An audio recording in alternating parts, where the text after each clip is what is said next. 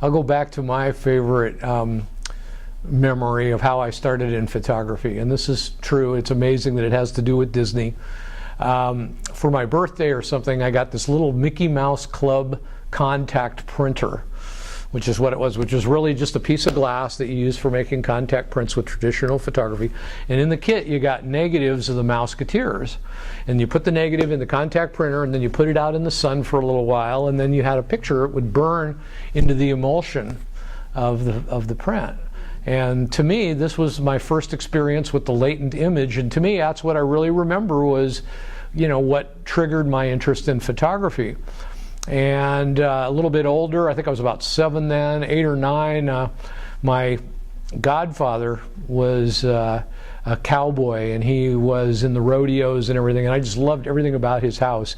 He had already passed away by the time I was old enough to know what was going on, so I never really knew him, but he was like my hero, and I would just rummage through all his stuff, and I found this old 1914 Kodak Brownie camera with bellows and the whole bit.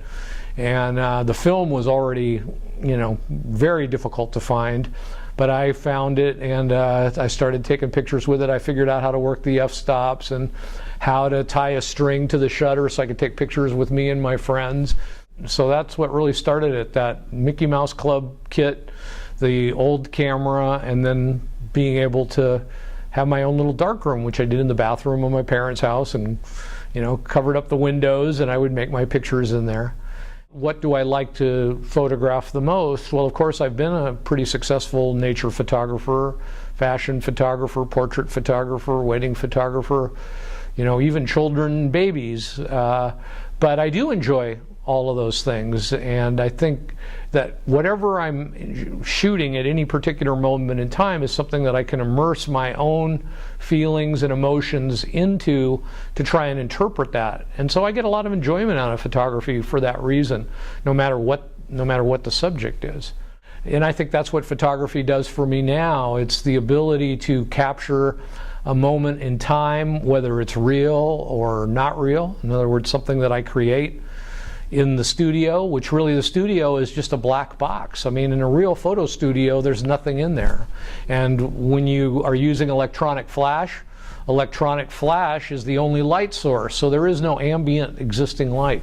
That's all just, there's nothing there until we come up with the imagination and the idea to go, what do I want? I enjoy looking at light. I can still remember you know, learning to see light when I was in photography school, and the impact that that made on me. Even to go watch a movie became a whole new experience, because I wasn't just looking at the story or the play that was going on, the film play.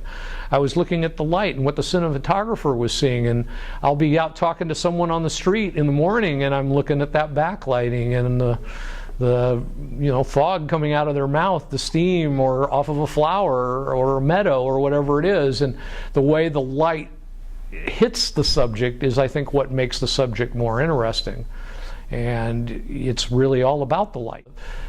Even my nature pictures, I think you'll see a lot of theatrical sort of, you know, I don't want to say in nature that things are preconceived, but one of the things that I think impressed me most about Ansel Adams was his pre-visualization of the environment or of a scene.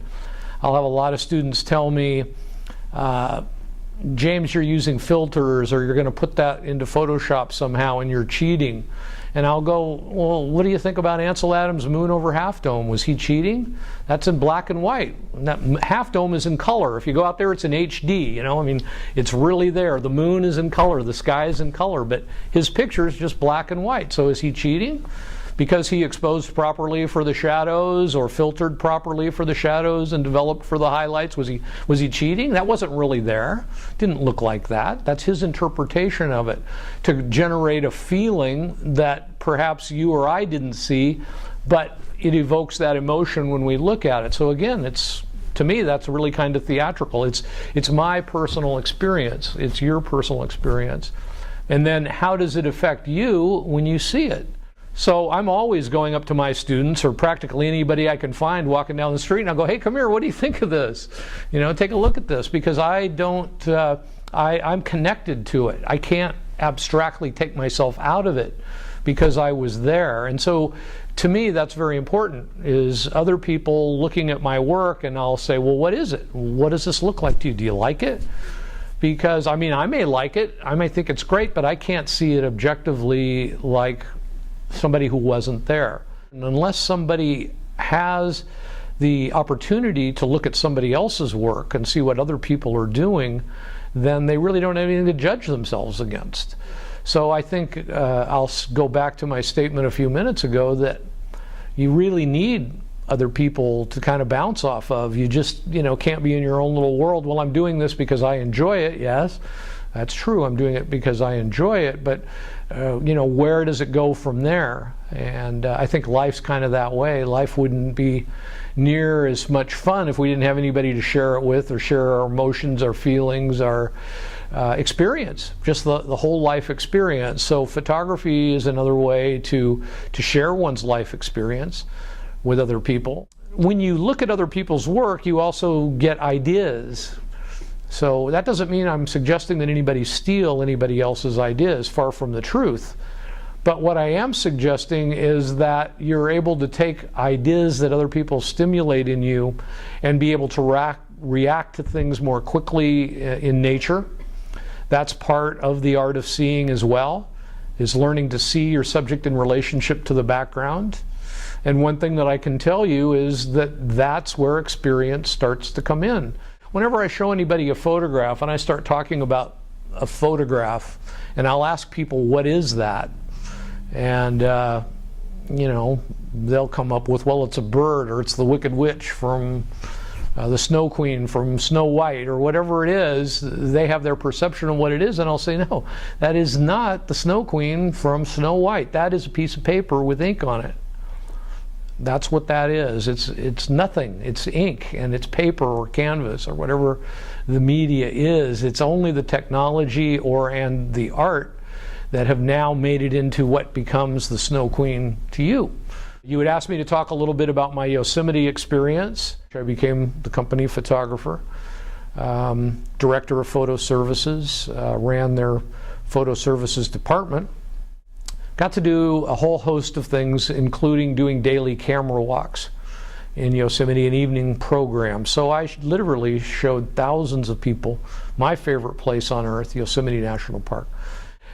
Photography plays an integral part of our coexistence with our national parks. In fact, my sermon back in those days was, if it wasn't for photography, we wouldn't have the national parks, which is true. It was Carlton Watkins' photographs that helped convince the Senate and the Congress to have Abraham Lincoln sign the Yosemite Grant back in 1864. This was the first time in history, not the history of the United States, the history of the world, that land was set aside for future use and recreation. Luck does play an awful lot in photography. I mean, the subject's got to be there, the lighting's got to be there, but the third element is you need to be there and you need to be able to react to it. And having more experience isn't going to guarantee that you're going to have the picture, but what it is going to do is increase your odds of getting that picture. So there's a lot to be said with being there, reacting to it, and then applying the best practice based on the amount of time that you have to capture the image. So it's not the camera that takes the picture, okay? It's the photographer, it's being there, it's being able to react to the situation. And of course, the number one thing is being able to get the picture. Challenging oneself to become involved with whatever the scene is stimulates creativity. It's certainly more interesting to create your own assignment and to go out into the world and find a subject and create something out of that that's interesting, rather than trying to find something interesting looking at a blank wall. How do we make something interesting out of something that we're not interested in?